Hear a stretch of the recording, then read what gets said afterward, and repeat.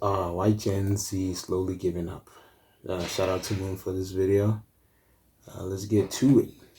Imagine you're walking down a long dirt road. It's the same path your parents have travelled and they love telling you about how much easier the journey is today, and that all you need to do is keep walking. The milestones stretch out in front of you, landmarks that your parents reached as part of their journey, but as the years go by and the road stretches out, they just seem further and further away. Sometimes a storm blows in and you have to wait for it to pass, or the road turns to mud and it feels like you're trudging through a swamp. Eventually you look up and you realise that you've gotten no further than you were a day, a month, or a year ago. There's a very good reason Gen Z is the most apathetic, cynical, and detached generation in living history. Just look at the hand they've been dealt. It's so much harder today to find a meaningful relationship, buy a home, start a family, get a good job, and generally live your life. With each That's crazy. Gen Z's, my generation, things are kind of tough for us because everything right now is just comfort. Everything is comfort. We're never uncomfortable with anything. We just live in comfort zone. We live in fun zone. Not everything is about taking things seriously because we just want to have fun. But at the end of the day, we live life the way it is, and gotta wake up to reality. Some things have consequences, so you gotta wake up. rung on the ladder getting further apart, you can't blame people for doubting if the climb is worth it. Participation in society used to be based on an underlying deal. If you paid attention at school, worked hard, and treated people with respect, eventually everything would fall into place. Society had set structures which guaranteed that the people who followed the rules would actually get something out of it. But sometimes following the rules does you don't get something out of it. Because we can break rules and still make it out in life. We were told to go to class, we were told to go to school, be somebody. Some of us don't even have that luxury. Some of us had the thing of like, okay, we go to school, we learn, we do this and do that. But 9 times out of 10, you come back home, you still didn't learn anything. School literally, in a way, like school made me, I wouldn't say dumber, but it taught you the basics of life, but it didn't teach you everything about life. If you know what I'm saying. So now it's like, it's about of an importance that school is a necessity. School is a necessity. I feel like people don't like it as much. I didn't like school. I started hating school when I was about to leave school because everything I was literally, I was kind of controlled by because everyone was doing this, go to school, go to class, learn. But I hated school so much. But yeah, man, I'm grateful I'm done. So yeah. Home, a family, a purpose, something which maybe added meaning to their lives. But over the past few decades, all of that was systematically stripped away. It was the lie we were told growing up. Everyone has to grow up. But the breaking of that illusion has been particularly traumatic to Gen Z. As children, we were told we could do anything, that the world was a place where all of this would come true. But the reality that we actually grew into was far from a paradise, and the way we learnt about it was like diving straight into the deep end. That's true. Everything they told us in school, oh, you're gonna go to college, you're gonna go to university, get a good job. All was an illusion. They told us a dream and we all ate it, and it's not easy to get a job right now. Jobs are there, but you have to have this qualifications, you need to have a degree, you need to have, I don't think that matters anymore. People can just get jobs and do whatever they want. But right now it's just like they sold us a dream and we ate it, and then life happened. Some of us give up, some of us self-delete because we find it hard. We find it hard, especially for men. Girls have it easier, men have it harder. We are supposed to have everything. We're supposed to work for everything. Girls just have it easier.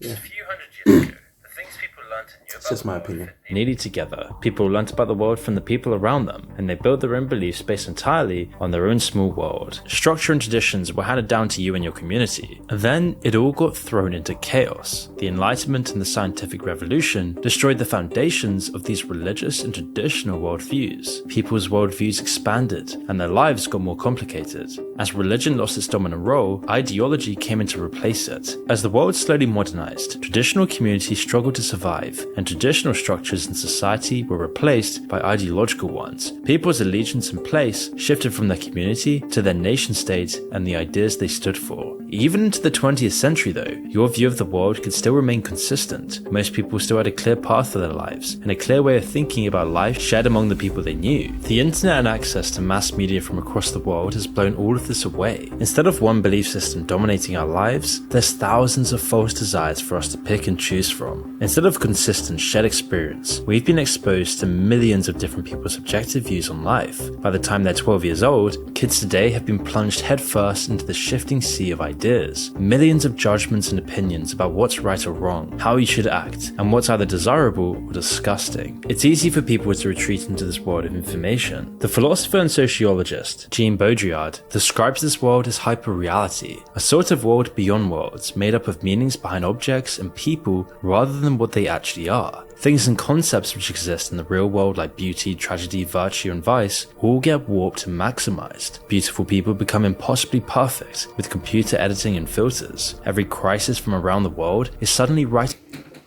Open your mind. Then you will see reality for what it is. Open your mind. In front of you until it's quickly replaced by something else. The craziest outbursts and the most violent altercations rise to the top. These forces are most noticeable in people's sexual Bro. Look at this, bro. Dude, no offense to the LGBTQI community, dog. Like, bro, the pink hair is a bit too much, dog. The colored hair, the whole thing, bro. Like, it's a bit too much. But hey, man, no discrimination. I love everything that I see. Actually, I love it. Yeah, it's cool. It's fine. Identity and preferences. Overstimulation and seeing all of your desires digitalized eventually gets boring for people. The more immersed in hyperreality they become, the harder it is for them to quench these desires. Everything becomes more and more extreme and detached from actual reality. Look at this, bro. What is she, bro? What the hell is that, bro? She left sideburns, whatever the hell that is. She left this piece of her hair on the side, bro. Pray for the Gen Zs, dog. I literally pray for our generation. Baudrillard describes this hyperreal world as being far more intense and ecstatic than the real world we live in. People find themselves fleeing the desert of the real for this digital world of symbols. Is that making any sense? We fleeing reality to go to our imagination. We not necessarily imagination. We're going to another world. Does that make any sense? And subjectivity. But even if you don't get so caught up in hyperreality, it still changes the world around you. People's values and beliefs shift to reflect their ever-changing window into public opinion. Objects and people gain value according to how they're regarded in this hyperreality, as opposed to their actual value. They become symbols. Eventually, as we're seeing today, the hyperreal world begins to replace the real one. Nah, bro. Okay. God bless them. Entirely. If people act based on hyperreality and social status within it, then it starts to dominate life itself. Parts of life like fashion, which were already based on symbolism and underlying meanings, show the most severe effects of this. It's only in a hyperreal world that the brand Supreme could make a literal brick with their logo carved into it, which would then later sell online for over $1,000. That's crazy, bro. That's crazy. Anything that's a brand, right? It's any brand. This is just my analysis. This is what I've been thinking. You can buy the same material of any brand, but you know what's the difference? The name of the brand. The material could be the same, but the name of the brand could cost a lot of money. Nikes, Adidas, Supreme, Gucci, Louis, Prada, all those, it's either those sports brands, luxury brands. They could make everything, literally anything, from the same material. And it's going to cost a lot of money. Because of the name. Living in this world, and especially growing up in it, makes it much harder for people to find actual meaning. When everything only has value based on shifting opinions and an invisible social hierarchy, nothing has any permanent meaning behind it. This hyperreality becomes all the more tempting when you put down the phone and take a real look at today's world. True. Just sit down and realize that everything that you see around you is just BS. It's just BS. But you never know. Just wake up. Following the advice of the people who came before us doesn't work too well. The world has changed so much in recent history that the roadmap they followed just doesn't work anymore. Finding someone special, settling down, buying a home and having children just isn't feasible for most people. And the root of the problem is economic. When you look at what it takes to reach these integral parts of life today compared to 20 or 50 years ago, it puts it all into perspective. Let's start with the US. Here's the home price to median household income ratio over time. It measures how many years it would take, saving all the money the average American household earns, to buy a family home. From 1965 to 2000, it hovered around 3.5 to 4.5, a healthy ratio that meant that homes were usually within the reach for most people, which isn't the case today at all. After years of stagnating wages, greedy bankers playing the system, and a global pandemic, we're closing in on 8. It would take 8 years of wages to buy just one home. The UK is even worse off on average. They blew past 8 years in 2015. Now it would take 9 years of wages to buy one house. Oh, that's crazy. Things literally got more expensive as time went. That's crazy. And Gen Zs have to suffer more. It's either we gotta get 9 to 5s, which most of us don't. Some of us want to commit to other forms of getting income, which is either YouTubing, being a YouTuber, making music, being an artist, in whatever forms. Yeah, this is the only way to make more money, because everything is freaking expensive. In the big cities, it's even worse. To buy the average home in LA and comfortably pay the mortgage, you need to make over $220,000. In New York, the median house price is equivalent to over 10 years of income for the average household. A London family would need a staggering 16 years of uninterrupted wages to buy a house outright. The cities that young people move to for work, and higher wages end up being far harder to get a foothold in. And all of this is so important because owning a home is the foundation for a traditional life. Living paycheck to paycheck and paying off someone else's mortgage means there's barely a safety net at all. It's dangerous for people to live their lives because it's just too expensive in our society. Adding in childcare costs makes it clear why very few people are even having children anymore. Is it really a surprise the West is facing a giant population collapse? Of course, it isn't just housing here. Inflation has meant that everything's gotten so much more expensive. Corporate profiteering and price gouging haven't helped either. But as everything has gotten more expensive, wages have continued to stagnate for most. Since 1979, the bottom 90% of the US saw their income rise by around 24% adjusting for inflation. Meanwhile, it doubled for the top 1% of the country. Hyperreality has distracted people from this. They still know it's happening, everyone's feeling the effects, but with the constant assault of useless Get off TikTok. Put your phone down. What am I saying? Because I'm doing the same thing. I'm trying to make content in order possibly to get more subscribers. And more subscribers means more views in order to get money.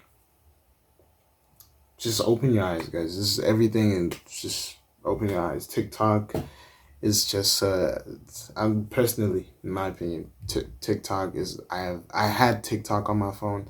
That app is too addictive. I cannot deal with that. Constant scroll. I can't do that. It literally just rots my brain. The thought of, come on, dog. Come on. Let's do something better with our spare time. Come on.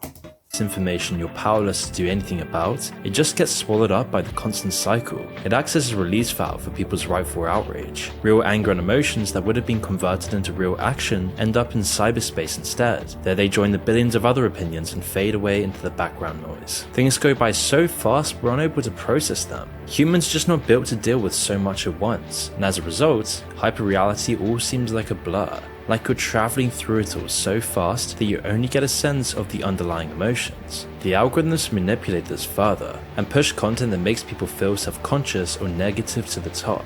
It doesn't help that we're going through a global crisis right now, the brink of a third world war, economic catastrophe, the world's a mess, and Gen Z knows they're the ones who are going to have to clean it all up. And so, Yeah, and what do? Scroll on our phones, forget about the problems. We see everything on the news, even though we don't watch the news on the TV anymore. We got Google News, we got Twitter or X, we got literally everything is in the palm of our hands. We see everything happening, but we simply don't care because we just like being in the comfort of our phones. applying Baudrillard's work to our world today illuminates the reasons behind how absurd I'm talking like this, and I'm also a consumer of this. So I'm not special. I'm doing the same thing that they're talking about, even though I don't have TikTok. They're doing the same thing, bro. They're doing the same thing that we talking about. We doing the same. I'm literally a consumer. You know what I'm saying? I'm doing the same thing that he's talking about. You know what I'm saying? I'm just a consumer. I don't want no problems, but I'm just trying to. and unreal it can all seem. The replacement of reality with hyper-reality shifted the focus of everything to social status. Money is a good example. Generally, people's wages and the amount of money they earned was linked to the quality of their labor and how productive they were. Today, Dude, this how is much crazy. Imagine getting more money because you're working is of class, or you worked a really good job. Bro, Fitz, do you know the struggle of working a 9 to 5? Like, that thing is demoralizing, bro. You just want the money. Just get the money out of there. Tired of this thing, bro.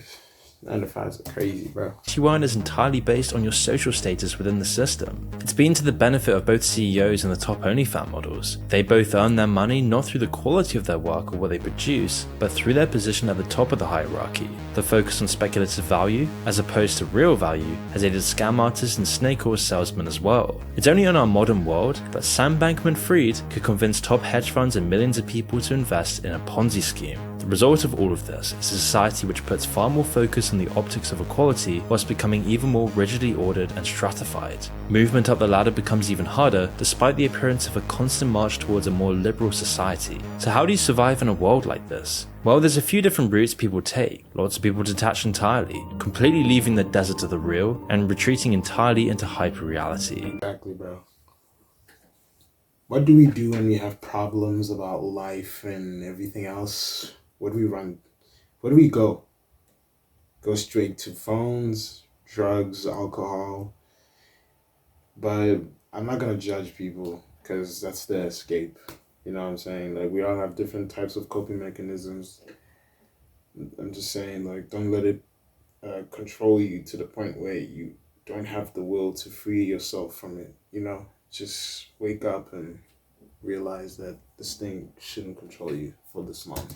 It isn't an active choice, of course. The passive nature of consumption just goes hand in hand with the inaction of depression. Simple things like exercise and living life become harder and harder to do. As you sink into these lower levels, the nasty loop is that doing these things is what you need in the first place to break you out. But the more depressed someone is, the more difficult they become. There isn't one single cure to this, or some collection of words that will solve it. Everyone's journey is their own, and what people do have is their own personal strength and the people around them. Finding a natural reason to break free and carry on is completely different though. It's something philosophers have tried to solve for thousands of years, with middling results. Today, there's a few general approaches people try to use to find some sort of meaning. One approach has been championed by people like Andrew Tate to embrace hyperreality to the fullest. If social status is all that matters, then why not give in and make it the meaning behind your life as well? Andrew Tate calls this breaking out of the Matrix. But really, it's more similar to what Cypher did in the film than Neo. When he portrayed Neo and decided to go back into the Matrix, he represented embracing hyperreality. He accepted that even if the steak he was eating and the life he was living was fake and meaningless, he might as well enjoy the pleasures of it. Building social status, buying Bugattis, living in Dubai, having empty encounters with multiple women might sound like a 15-year-old boy's dream life, but in reality, that life never existed in the first place. It's an idealized image with little basis in true reality, expressed through heavily edited snippets and highlights. And even if you could live a life like that, it wouldn't add any real meaning to your life. You have no soul, you have no consciousness, you're not connected to any deeper purpose within inside of you. There will always be a faster and more expensive Hey, it may be that, but you get all the girls you want, dog. car to buy or a larger mansion to own. Treating everything and everyone like an object of social status also justifies awful and abusive behavior. Any belief system that reduces people into something else inevitably leads to tragedy. Whilst embracing hyperreality isn't the answer, rejecting it completely isn't either. It would sound ideal to just take your loved ones and go live in a cabin somewhere. You'd be free to live an authentic life in nature, but it just isn't very realistic. Most people can't afford to just leave society, and even if they can, it's hard to convince others to join you. And by cutting out a community, you're cutting out one of the most important needs in Maslow's hierarchy of needs. Deleting social media might be a less drastic solution, but you'll still be living in a hyperreal society. Detaching from life and society in these ways might be the right option for some. For others, it's life denying. It's a decision born out of the fear of suffering what society has become. Would it not be better to work within society and at least try and make it a bit better, rather than just leaving it to the rest of the world? When the world faced a similar crisis of meaning 150 years ago, Nietzsche saw that the only escape from nihilism was to create your own values. They can't be based on hyperreality,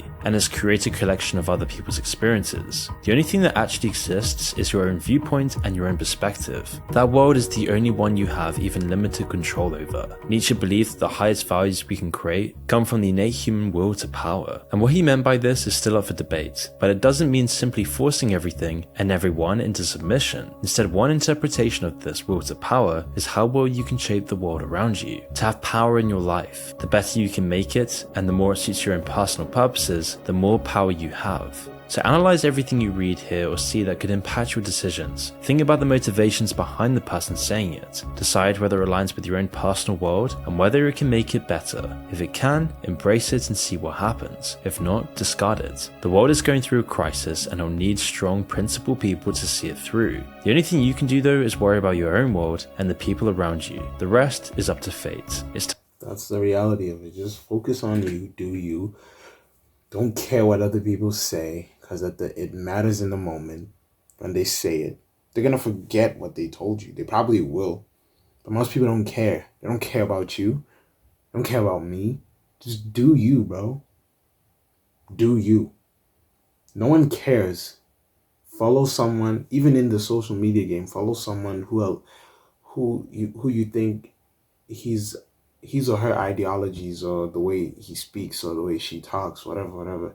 Follow someone who knows that, oh, this guy or this girl is speaking my language, so we kind of have something in common. Follow someone who has the same message that you think aligns with your message. Just do that. Times of crises that breed strong people, make sure you're one of them. But if you're interested in really finally defeating your social media addiction once and for all, I think you'll find my community of interest. Okay.